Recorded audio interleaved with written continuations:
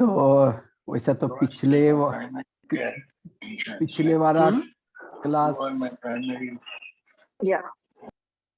पिछले वाला क्लास सभी को याद होगा। हमने शुरुआत की थी व्यर्थ संकल्प से मुक्त कैसे बनना है, सकारात्मक विचारों का, सकारात्मक संकल्पों का कितना फायदा है, कितना महत्व है।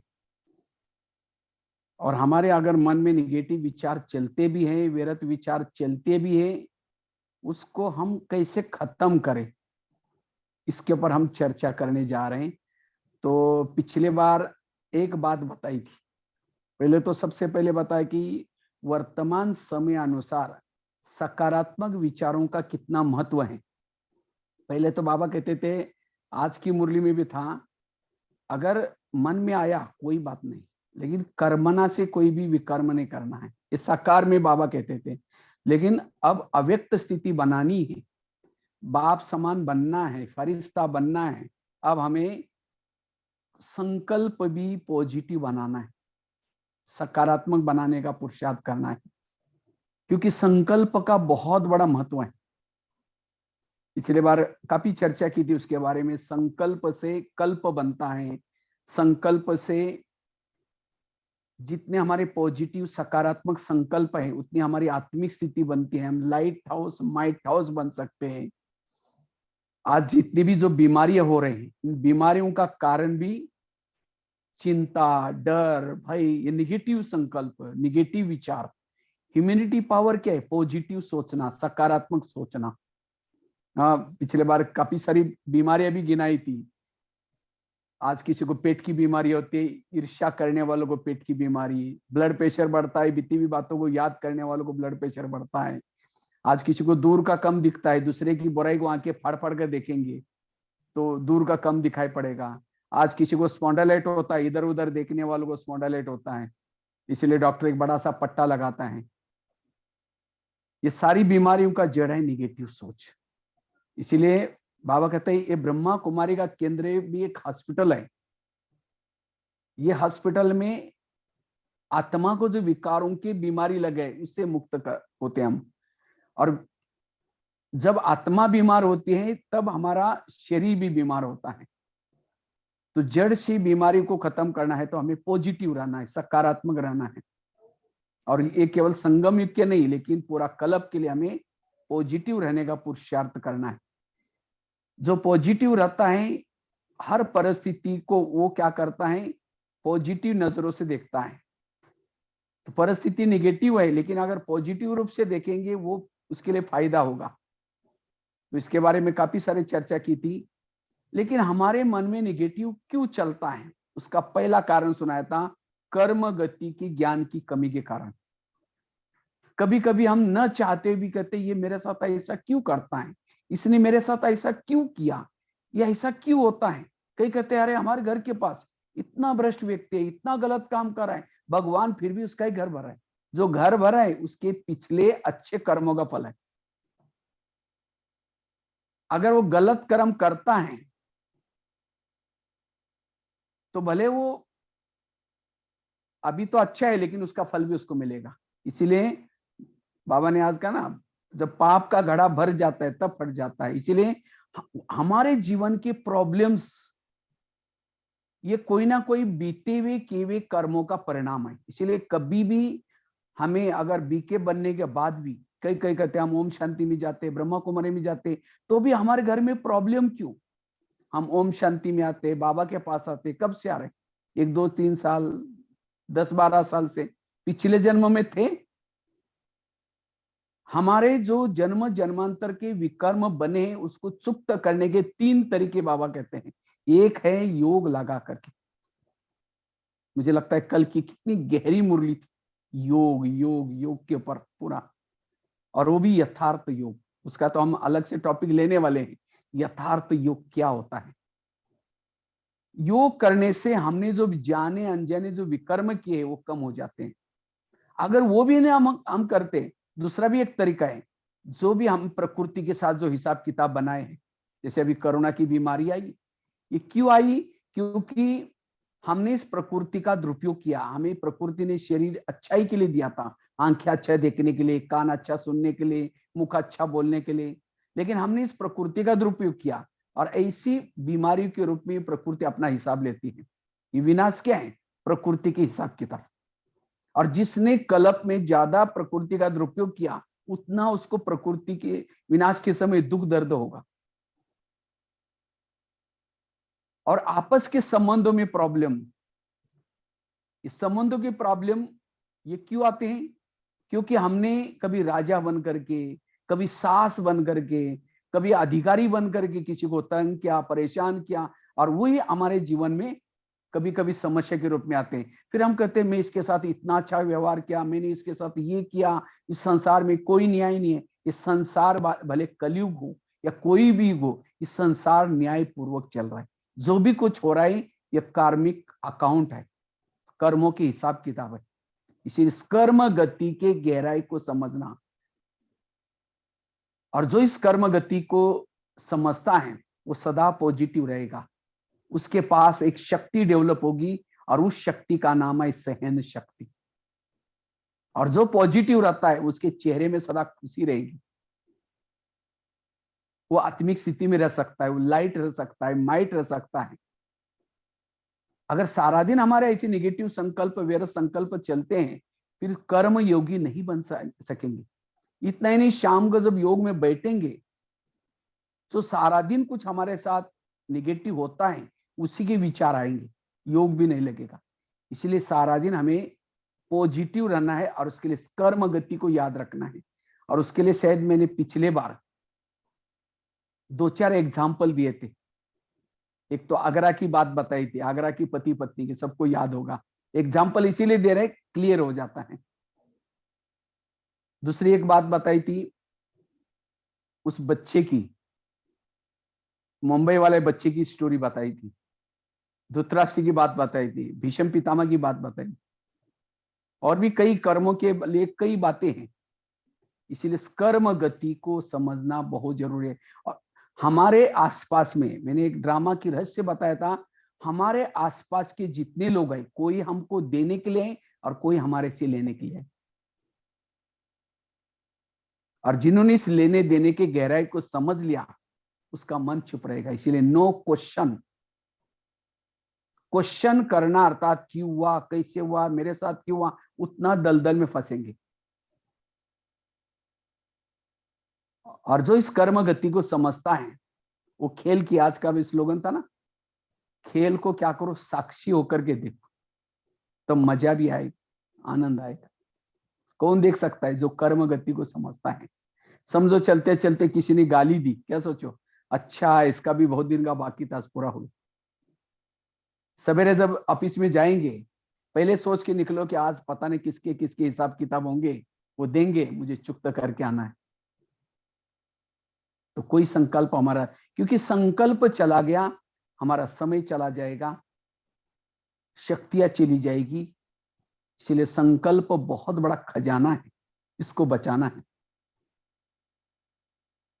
अभी भी मैं एक दिल्ली में रहता था, एक सच्ची घटना आप लोगों के साथ शेयर करता हूं। दिल्ली में पांडवन में मैं रहता था, विदेशी की भाई बहनों की सेवा करता था वहां।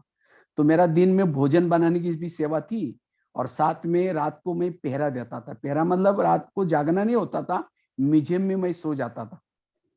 तो जब भी कोई विदेशी भाई बहने आते थे, वो बेल बजाते थे मेन गेट का, तो मैं जाली वाला दरवाजा खोल करके जाता था, फिर उनको अंदर लेके आता था, चाय पानी पिला करके उनको ये करता था, भेजता था ऊपर। तो ये भी मेरी सेवा थी।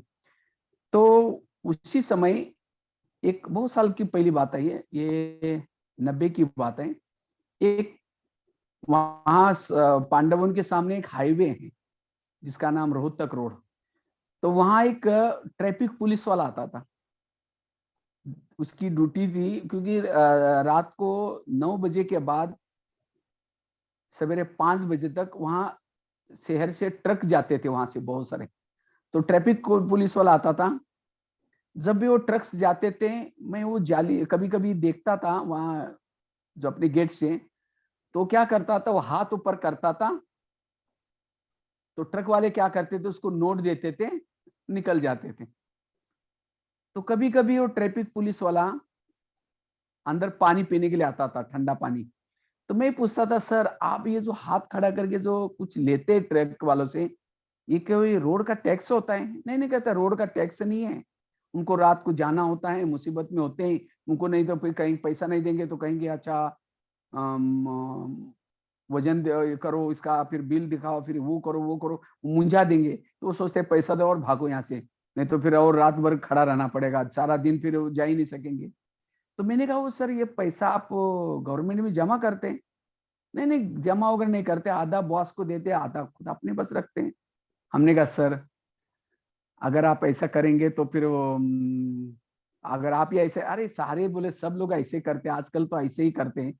हमने कहा नहीं सर, लेकिन ये ठीक नहीं। इससे हमारी चिटचाट चलती थी।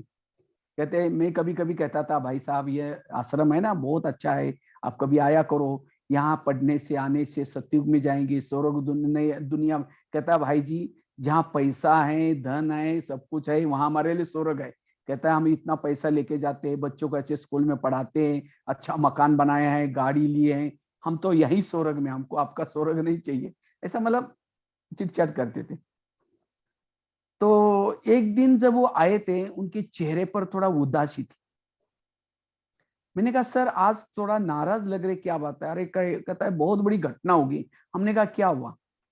कहता है मेरा एक ही बेटा था, वो आईआईटी में पढ़ता था, मैंने उसको पैसे से तोला, हर चीज उसको दिया, डोनेशन देकर के एडमिशन दिया, लेकिन आज उसके कॉलेज से जब फोन आया तो मेरा दिल बड़ा दर्द हो गया, दुख रहा है। कहता है कॉलेज वालों ने फोन किया कि आपका लड़का वहां से गायब है, चला गया हमारे यहाँ से। तो मैंने फोन करके पता किया, उनके दोस्तों ने कहा उसने लव मैरिज करके चला गया हूं। और फिर मैंने जब पता किया वहां जाने के ऊपर के वजह, मेरा बैंक में जितना भी पैसा था, क्योंकि एटीएम का उसके पास कार्ड था, सारा पैसा मैंने उसके पास दिया, सारा पैसा भी खाली करके गया। कहता है उसने लव मैरिज किया या चला गया, मुझे उसका दुख नहीं, लेकिन जितना भी मैंने बैंक में रखा था सारा लेके चला गया। कहाँ गया, क्या हुआ पता? हमने कहा सर कमाया था कैसा? तो जैसा कमाया वैसा वो चला। आज ये है। तो आज हमारे जीवन में जो प्रॉब्लम्स आते हैं, ये प्रॉब्लम हमारे ही कोई कर्म, इसलिए कर्म गति को याद रखना बहुत जरूरी। हर व्यक्ति अगर परफेक्ट कर्म करेगा, जिसको जो ड्यूटी मिली है वो एक्यूरेट करेगा, उसके जीवन में प्रॉब्लम्स नहीं आ सकते। अगर हम ईमानदार है, सत्यवादी है, तो भी प्रॉब्लम आते, ये मेरे पिछले जन्मों का हिसाब किताब। इसलिए कर्म गति को समझने वालों को सदा वो पॉजिटिव रह सकता है, सकारात्मक रह सकता है। दूसरी बात है, अगर हमें संकल्पों को बचाना है, व्यर्थों से बचना है, हमें ड्रामा को पक्का करना है। ड्रामा तो आप लोगों को दो ड्रामा पसंद है ना, अटलांटा वालों को, सबको अपना अपना ड्रामा पसंद है। हाँ, या किसी को, हाँ, या किसी को परिवर्तन भी करना है ड्रामा। हाँ, जिसको जिसको ड्रामा परिवर्तन करना है, नहीं बाबा मेरे घर में बड़े प्रॉब्लम है, मेरा पति भी ठीक नहीं है, बच्चे भी झगड़ा करते हैं, मेरा हेल्थ भी ठीक नहीं, तो मेरा अगले कल्प में थोड़ा ड्रामा चेंज करना। तो किसको किसको ड्रामा चेंज करना है वो हाथ खड़ा करो, जिनको चेंज करना है। क्योंकि आप तो एक्टर है, बाबा को रिक्वेस्ट करेंगे बाबा इनका ड्रामा थोड़ा बड़ा परेशानी वाला है, चेंज करो। हाँ, बाबा तो डायरेक्टर कभी चेंज भी कर सकता है। हाँ, किसको करना, किसी को करना है चेंज करना है, जिसको चेंज करना बोलो, माइक ऑन करके बोल सकते हैं। हाँ बता सकते हैं। बताओ। हम बाबा को रिक्वेस्ट करेंगे। ड्रामा एक्यूरेट है, अच्छा एक्यूरेट है, चलो अच्छा है। अगर ड्रामा बदल दे, बहुत थैंक यू। अगर ड्रामा को हम ऑलरेडी चेंज हो गया भाई साहब, ऑलरेडी चेंज हो गया। हाँ, वो तो चेंज नहीं, इससे आगे ज्ञान में चलने के बाद भी किसी को लगता है कि नहीं बाबा मेरा ड्रामा ठीक नहीं है। कई तो बीके ऐसे भी हैं, कहते हैं कहा क्या बाबा पर, लेकिन नहीं, अगर कोई परेशानी आते हैं, प्रॉब्लम आते हैं, वो भी हमें अच्छाई बनाने के लिए आते हैं। वो इम्तिहान होता है, वो इम्तिहान होता है। हाँ, इसीलिए ड्रामा को पसंद करो, और जिन्होंने ड्रामा को पसंद किया उनके संकल्प चलना बंद हो जाएंगे। इसलिए संकल्प को बचाने के लिए ड्रामा को हमें पसंद करना बहुत जरूरी। ड्रामा एक ढाल है, इसलिए हमें सही। ड्रामा को पसंद करना जरूरी है। अगर ड्रामा बदल देंगे, इसी पति के बजाय बहुत अच्छा पति रखेंगे, बच्चे भी अच्छे होंगे, तो शरीर भी हेल्थ अच्छी होंगी। अगर आपको कभी बहनें कहते भाई जी थोड़ा ज्ञान में आओ, कहेंगे बहन जी हमारे घर में बड़ी शांति है, नहीं चाहिए तुम्हारा ज्ञान। उस पति का धन्यवाद, उस परिस्थिति का धन्यवाद, उन्होंने हमको यह लाया। इसलिए आज तक का जो ड्रामा हुआ बहुत अच्छा था, और अभी भी का जो हो रहा है वो भी अच्छा, और भविष्य का भी जो ड्रामा होगा अच्छा ही अच्छा होगा।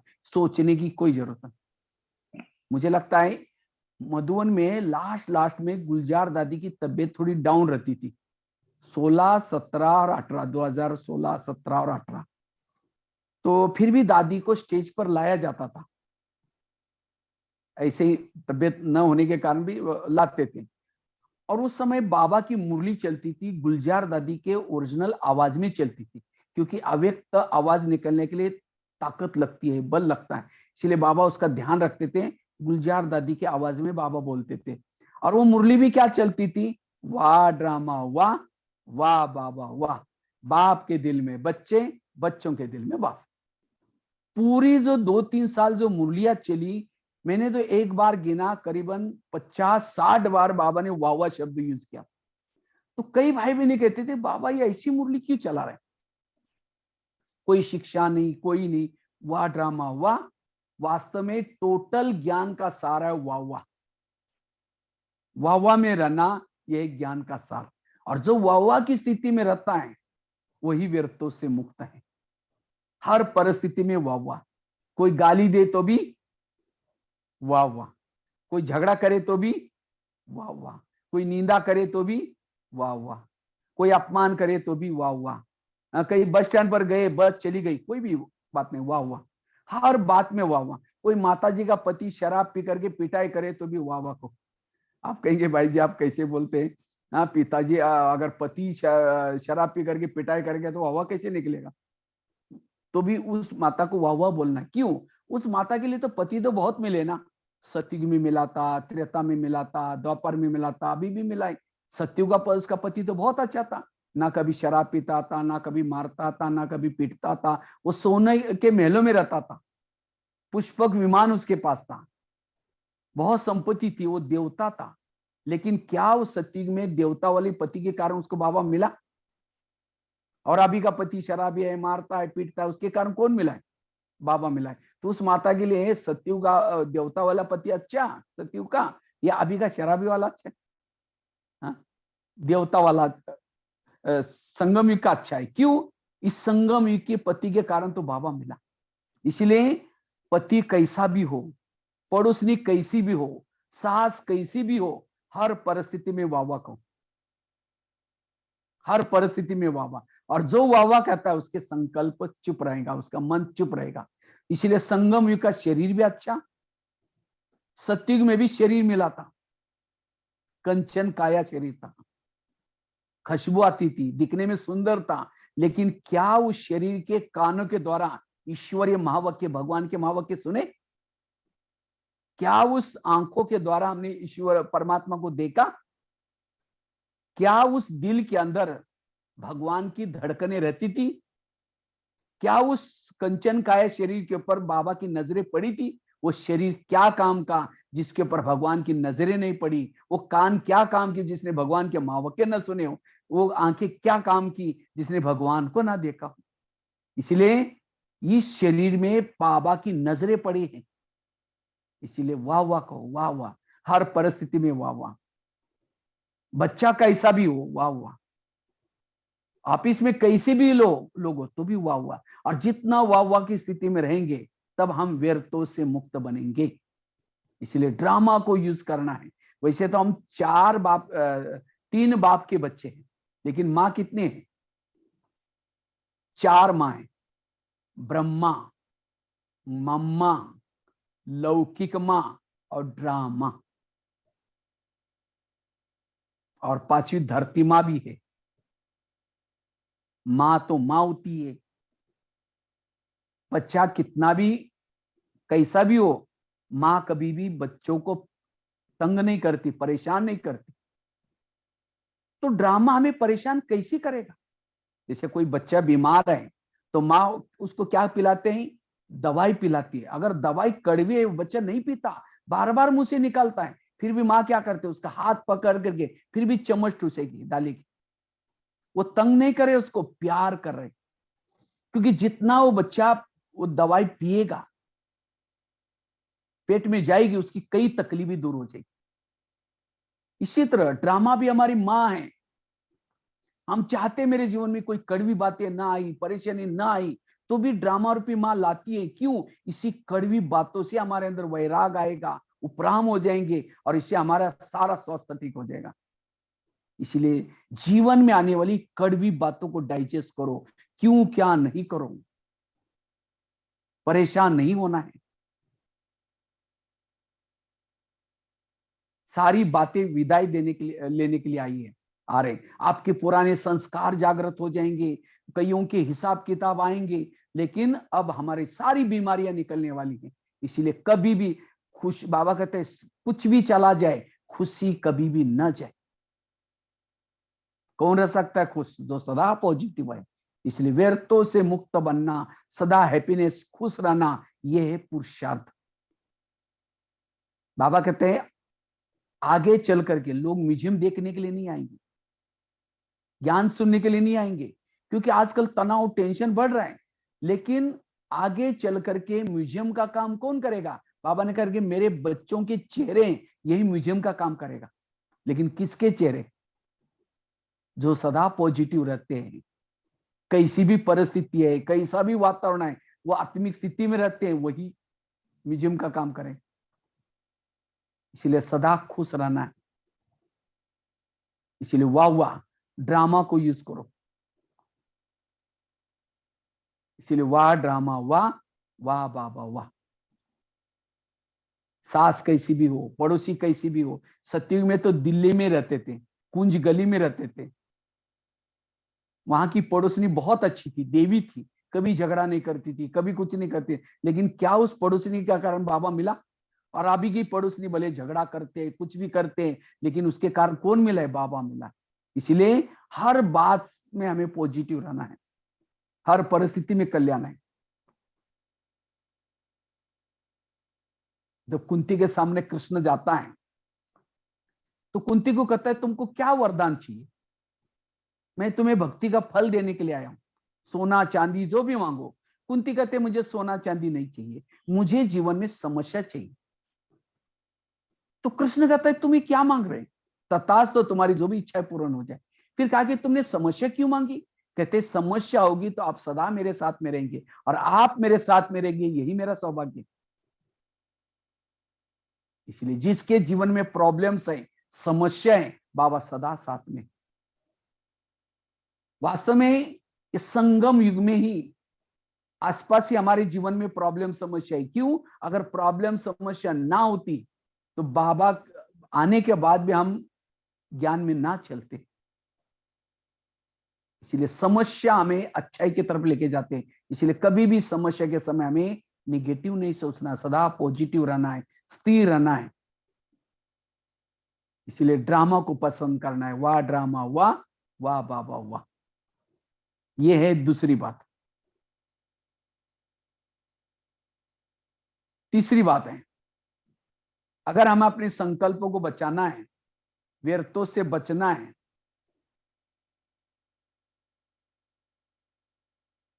उसके लिए जो हुआ अच्छा हुआ, जो हो रहा अच्छा, जो होगा वो भी अच्छा, इस मंत्र को पक्का करना। जो हो रहा अच्छा हो रहा है, जो होगा वो भी अच्छा, और जो होने वाला वो भी अच्छा ही होगा। गीता का, रामायण का, महाभारत का, सबका सारा ही जो हुआ अच्छा हुआ, जो हो रहा अच्छा, जो होगा वो भी अच्छा। और जो इस मंत्र को पक्का करता है, उसके कभी भी निगेटिव संकल्प नहीं चलेंगे, उसका मन चुप रहेगा।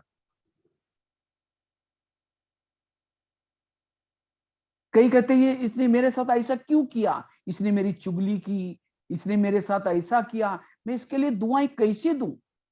देवी का पोज देखा ना, ऐसा है। अगर देवी को कोई गाली भी देता, हाथ नीचे करके चेहरा पीछे नहीं करता। और हमें कोई अपमान करता है, गाली देता है, तो क्या करते हैं? 15 दिन उससे बात नहीं करेंगे, ऐसा मुंह करके चलेंगे। बाबा कहते बच्चे दुआई दो, कोई कैसा भी हो तो भी दुआई दो।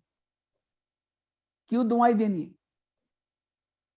किसी ने मेरे साथ कुछ भी किया है तो भी दुआई देनी है, इसका भला हो जाए। लेकिन हम क्या करते हैं, उतावले होकर के उसको निगेटिव सोचते हैं, इसका भी सत्यानाश हो जाए, इसका भी ऐसा हो जाए। क्योंकि जब हम निगेटिव सोचते हैं, ये निगेटिव सोच जाएंगे, उसका तो बुरा करेंगे, वापिस घूम करके हमारा भी बुरा करेंगे।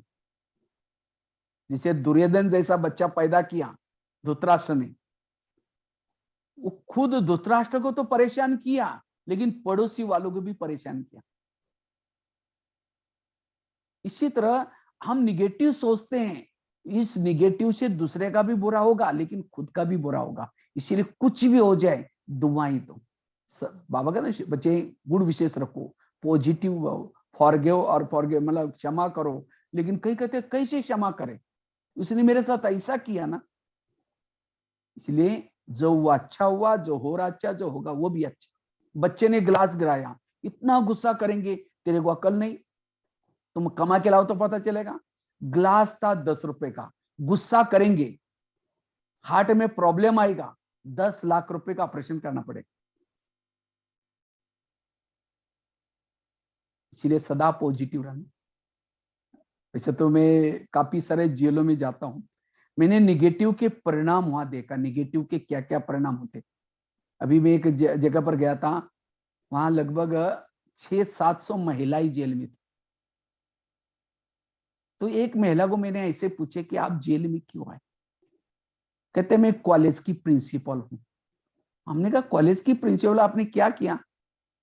उसने पूरी अपनी स्टोरी बताई। कहते मैं बहुत गरीबी में मेरा जन्म हुआ, जब गरीबी में जन्म हुआ, मेरे पढ़ाई के लिए भी मेरे पास पैसे नहीं थे, बहुत मेहनत करके इधर उधर जॉब करके मैंने पढ़ाई की। उसके बाद लेक्चरर की नौकरी लगी, लेक्चरर बन गई। जब लेक्चरर बन गई तो उसकी शादी हो गई, बच्चे हो गए, बच्चे बड़े होते गए, फिर भी मेहनत करती गई। आखिर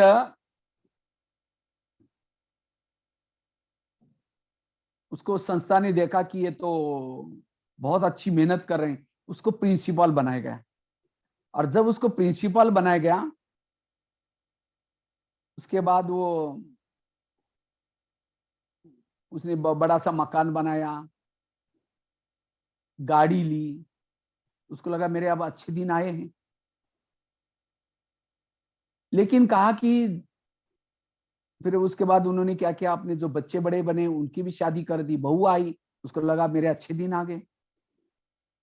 लेकिन कहा कि जो बहू आई थी घर में, बहू थोड़ा सा पढ़ी लिखी थी ज्यादा, इसलिए वो खाना पीना बनाना नहीं जानती। तो उसको लगा अब तो ये 8 दिन तो हुआ, बनाएंगी, कोई बात नहीं। महीना हुआ, 2 महीना हुआ, 3-4 महीना हुआ, तो भी वो खाना वगैरह बनाना नहीं जानती। अब प्रिंसिपल को धीरे धीरे वो मैडम को संकल्प चलना शुरू हो गया, धीरे धीरे उसको निगेटिव विचार आने लगे। अब पहले तो मैं 1-2 का एक बना, सबका इसको भी बनाना पड़ता है।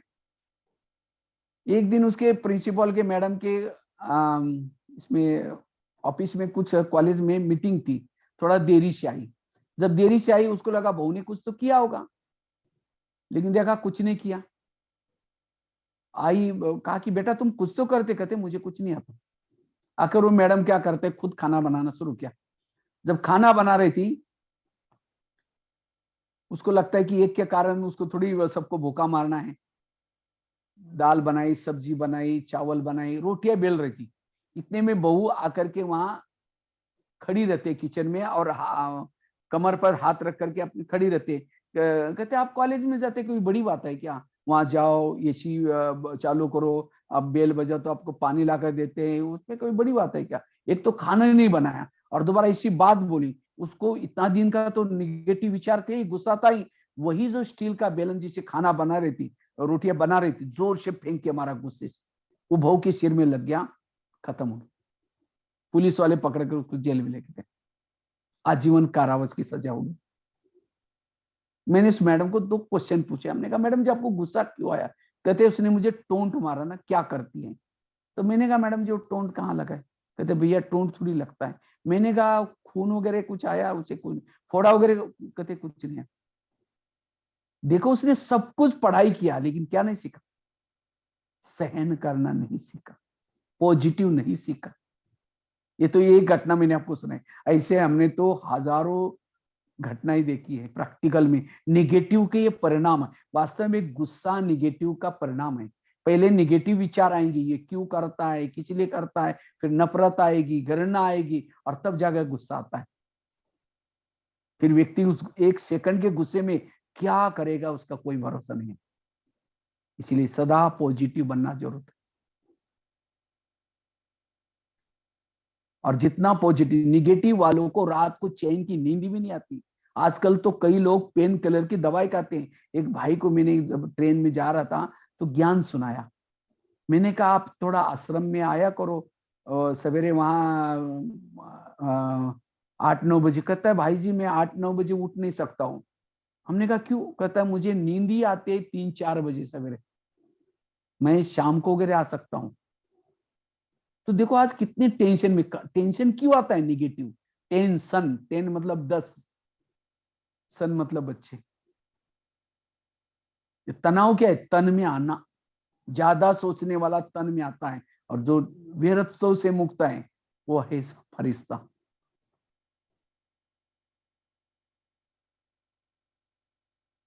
इसलिए जो हुआ अच्छा हुआ, जो हो रहा अच्छा, जो होगा वो भी अच्छा। बस स्टैंड पर गई, बस गई, कोई बात नहीं। हर बात में हमें ये पॉजिटिव। एक रामायण की घटना आप लोगों के साथ शेयर करता हूं। राम राजा बनने वाला था, लेकिन रात में आकर के मंथरा ने कई कई को 2-4 उल्टी बातें सुनाई। तुम्हारा बेटा भी तो है, तुम अपने बेटे को छोड़ करके राम को राजा बना रहे। और ये बातें सुन करके राम को राजा बनाने के बजाय 14 वर्ष उसको वनवा में भेजा। सीता गई, लक्ष्मण गया, तीनों भी घर से चले गए। इसी वियोग के कारण दशरथ ने प्राण त्यागा। खाने का प्रॉब्लम, सोने का प्रॉब्लम, घास में सोए, जंगल में रहे। ये सब किसके कारण हुआ? मंत्रा के कारण। तो मंत्रा को जो भी देखेगा उसकी भावना अच्छी चलेगी, बुरी चलेगी। मैं जब बचपन में रामायण देखता था, मैं देखता था मंत्रा स्क्रीन में जब आती थी, वो डंडा लेकर के काला ड्रेस पहन करके आती है। मैं जब मंत्रा को देखता था मैं कहता इस बुढ़िया का होगा, मुझे उसको देखना नहीं। मुझे उसका पार्ट अच्छा नहीं लगता था मंत्रा का, क्योंकि मैं सोचता था छोटे छोटे बच्चों को देखो चुगली करके कहाँ भेजा। लेकिन एक दिन थोड़ा मैंने विचार सागर मंथन किया, तब पता चला मंत्रा ने राम के साथ जो किया वो अच्छा किया। अगर मंत्रा उनके घर में ना आती तो राम राजा बनता।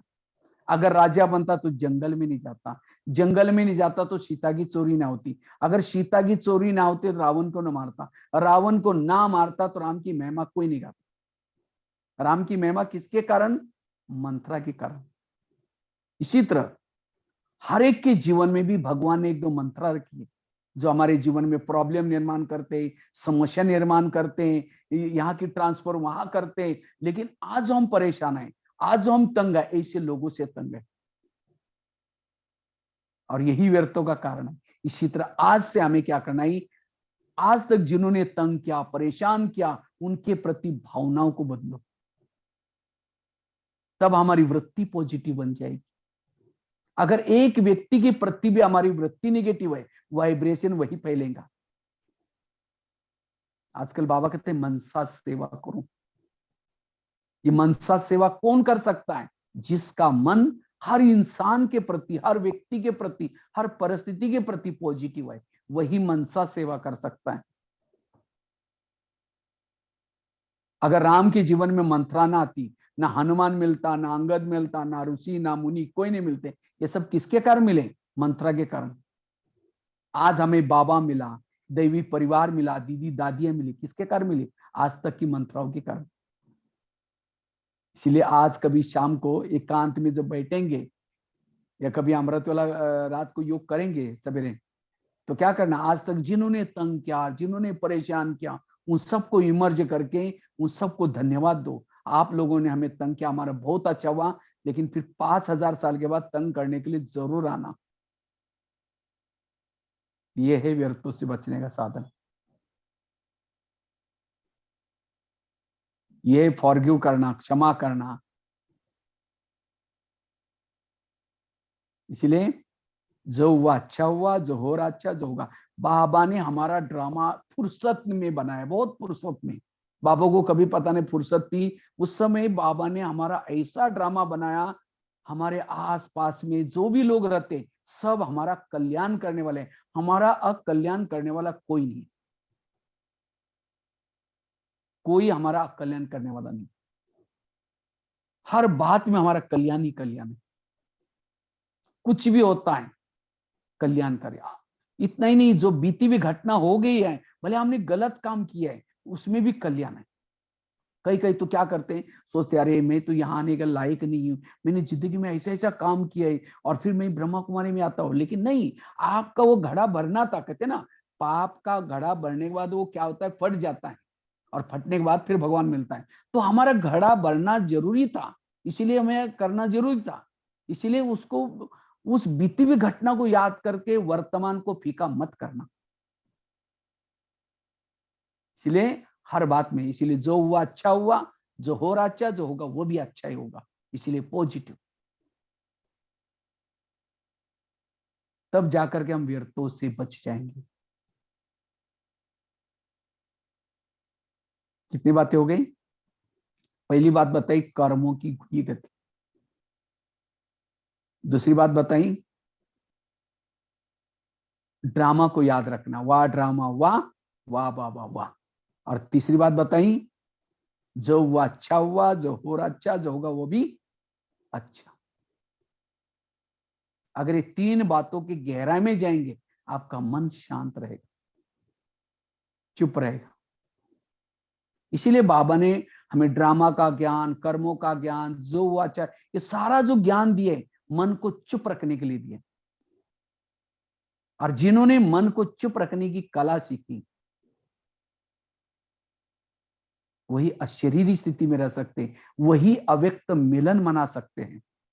क्योंकि अब पाठ चलेगा अव्यक्त मिलन का। इतना दिन हम साकार में जाकर के बाबा को मिलते थे, लेकिन अब हमें निरंतर बाबा को मिलना है। और निरंतर बाबा को मिलने के लिए हमारा संकल्प स्थिर चाहिए, क्योंकि हमारे विरत संकल्प का प्रभाव बुद्धि के ऊपर पड़ता है। जब हम सारा दिन ये क्यों हुआ, कैसे हुआ, मेरे साथ निगेटिव सोचते हैं, तो हमारी बुद्धि मैली हो जाती है। जैसे आईने के ऊपर अगर धूल है, धूल वाले आईने में चेहरा देख नहीं सकेंगे, चेहरा स्पष्ट दिखाई नहीं पड़ेगा। इसी तरह सारा दिन हम निगेटिव सोचते हैं, विरत सोचते हैं, ये क्यों करता है, इसने क्यों किया, और ये विरत सोच करके क्या करते हैं, बुद्धि के ऊपर धूल चढ़ाते हैं। और जब बुद्धि में धूल है, जब योग में बैठेंगे, ना परम धाम दिखता है, ना परमात्मा दिखता है, ना अपनी आत्मा दिखती है, ना सामने वालों की आत्मा दिखती है। अगर सामने वालों की आत्मा देखना भी है, आपका बुद्धि बिल्कुल स्वच्छ चाहिए, क्लीन चाहिए, क्लियर चाहिए। और बुद्धि को क्लीन और क्लियर करने के लिए ये सब बातें जरूरी है। इसीलिए बाबा को ज्ञान का ये विस्तार करना पड़ा। नहीं तो बाबा क्यों नहीं कहते भैया बस आत्मा समझ, लेकिन आत्मा वही समझ सकता है जो संकल्पों को बचाता है। ऑटोमेटिकली उसकी ऊर्जा जागृत होगी, आत्मिक स्थिति बनेगी। घड़े में पानी भर दिया, लेकिन नीचे से थोड़ा छेद है, शाम तक खाली हो जाएगा। इसी तरह हमने योग किया, अमृत वेला किया, पवित्रता का पालन किया, सब कुछ किया, लेकिन अगर विरत संकल्प चलते हैं, आपका घड़ा खाली हो जाएगा। इसीलिए ये लीकेज को बंद करने का तरीके ही ये सब चीजें, जो हुआ अच्छा हुआ, जो 2-3 पॉइंट बताए मैंने, ये इसलिए सदा नष्ट मोह, इसके गहराई में जाकर के अपने संकल्प को, अब हमें संकल्प बिल्कुल स्थिर रहे, मन स्थिर रहे। कोई भी बातों में हमारा कुछ भी देखते साक्षी होकर के देखना है। हर आत्मा का अपने लिए भी कोई प्रॉब्लम आते हैं, तो अपने आत्मा को समझाओ। कभी कभी हम क्या करते हैं, सामने से कोई आता है, मन कहता है बेकार है, ये अच्छा नहीं, इन्होंने हमको धोखा दिया, तुरंत मन को समझाओ, हे मन तुम खबरदार रहो। जिसको बाबा कहते हैं मीठे बच्चे, और तुम उसके लिए बेकार करे, खबरदार अगर तुमने उस मेरे आत्मा भाई को ऐसा किया तो। तब साक्षी अवस्था में रह सकेंगे। अब जैसे दुकान में बॉस नहीं है तो काम कौन चलाता है? नौकर चलाता है। लेकिन जब बॉस आया तो भी नौकर को टेंशन रहेगा, तो बॉस कहेंगे भाई मैं आया हूं, आप तो रिलैक्स रह। इसी तरह इतना दिन हम आत्मा हूं ये भूल गए थे, और इसीलिए सारा कारोबार किसने किया? मन ने किया। और मन को अभी क्या हो गया? इसके कारण मन को टेंशन। अब आत्मा, मन को समझाओ, ये अब मैं हूं बैठा हूं, तुम्हें सोचने की कोई जरूरत नहीं, तुम चुप रहो, बस मैं देख लूंगा सब, तुम्हें विचार करने की कोई जरूरत नहीं। क्योंकि कल क्या होने वाला है, आगे क्या होगा, सारा ये पहले से ही भरा हुआ बना हुआ है रिकॉर्ड, हमें सोचने की जरूरत नहीं है। इसलिए व्यर्थों से मुक्त बनना, और जितना व्यर्थों से हम मुक्त बनेंगे, पॉजिटिव रहेंगे, समर्थ रहेंगे, हमारे से सकाश जाती रहेगी, हम सूर्य वाली स्थिति में रह सकेंगे, बिंदु स्वरूप विस्वरूप स्थिति में रह सकेंगे, निरंतर योगी की स्थिति में रह सकेंगे। इसलिए संकल्पों को बचाना, और उसके लिए जैसे बताया मैंने 3 बातें बताई, तो ये 3 बातों को हमें जीवन में लाना है। लास्ट में और एक घटना सुना करके मैं पूरा करता हूं। एक माता जी थी, उसके 2 जिड़वे बच्चे थे, तो दोनों को एक पालने में रखा था। तो बच्चे खेलते खेलते क्या होता है, एक दूसरे की तरफ मुंह हो गया। तो एक बच्चा दूसरे को पूछता, तुम इस घर में क्यों आया? कहता मैं 1 किलो तेल लेने के लिए आया हूं। दूसरा कहता तुम क्यों आया? कहता मैं 3 तोला सोना देने के लिए आया हूं। ये कहता मैं तेल लेने के लिए आया हूं, दूसरा कहता मैं सोना। तो माता को लगता है कि ये बच्चे क्या बड़बड़ कर रहे हैं, ये कहता मैं सोना देने के लिए, दूसरा कहता है। तो उसको लगता है सोना कौन देगा और तेल कौन लेगा, दोनों एक जैसे हैं। तो दोनों में से क्या, दोनों भी बच्चों को 1 किलो तेल लगा करके नहला करके सुलाया पालने में। तो एक बच्चा खत्म हो गया। तो कहते अच्छा दूसरा मुझे सोना देगा। फिर उसको लगता है नहीं ये भी मर जाएगा, नहीं नहीं नहीं, ये मुझे कोई भास हो गया, ऐसी कोई बात नहीं, ऐसा भूलने की कोशिश करते हैं। तो बच्चों को पढ़ाया, पढ़ाया, स्कूल में डाला, बड़ा किया। जब पढ़ाई कर रहा था वो बच्चा स्कूल में बहुत होशियार था, तो 10वीं में उसका बोर्ड में फर्स्ट नंबर आया। तो वहां एक राजा था, उसको लगता है ये गरीब का बच्चा है, झोपड़ी में रहता है और पहला नंबर लिया, क्यों नहीं इस बच्चे का हम सम्मान करें। उस बच्चे को स्कूल से सीधा क्या क्या दरबार में बुलाया, और राजा ने क्या क्या उसको शाबाशी दिया, और क्या क्या एक ताज पहना दिया, हार पहना दिया उसके गले में, और एक किताब दिया। किताब में 3 सोने के पत्ते रखे थे। तो बच्चों को इतनी खुशी होगी कि मेरे माँ के कारण मेरा सम्मान हुआ, अगर माँ को मैं दिखाऊंगा तो माँ कितनी खुश हो जाएगी। बच्चा क्या करता है, दौड़ दौड़ करके क्या करता है, वो जाता है और जा करके माँ को कहता है, माँ तो झोपड़ी में रहती थी, छोटा सा घर था, झुक करके जाना पड़ता था झोपड़ी में, और झोपड़ी के चौकट में कोई कील लगाया था, कुछ बांधने के लिए लगाया होगा। लेकिन बच्चों को इतना खुशी थी, वो दौड़ दौड़ करके माँ को सुनाने के लिए जब जाता है, वो झोपड़ी के पास जाते समय क्या होता है, वो झुकना भूल जाता है खुशी के मारे, और सीधा जब दौड़ता है वो कील उसके सिर में दस गया और सीधा वही गिर गया। माँ कहा? तो माँ अंदर से आते कहते बेटा क्या हुआ? तो जब देखा हिला करके बच्चा खत्म। तब उसको लगता है ये बच्चा क्या पहन के आया, ताज गिरा हुआ है, हार पहना हुआ है, किताब गिरा हुआ है। जब किताब को उठाया 3 सोने के पत्ते मिले, तब उसको बचपन की बात याद आई। उसने कहा कि मैं 3 तोला सोना देने के लिए आऊं, देके आज वो चला गया। इसी तरह हमारे जीवन में भी कोई देने के लिए है, कोई लेने के लिए है। आज कई कहते हैं ये मेरा बच्चा इतना शैतान है, इतना खराब है, मैं कितना प्यार करती हूँ तो भी उल्टा ही करता है। वो आपसे लेने के लिए आया है, उसका हिसाब किताब है। और कोई कोई बच्चा कितना भी डांटो, कुछ भी करो, वो प्यार ही करेगा, क्योंकि वो प्यार देने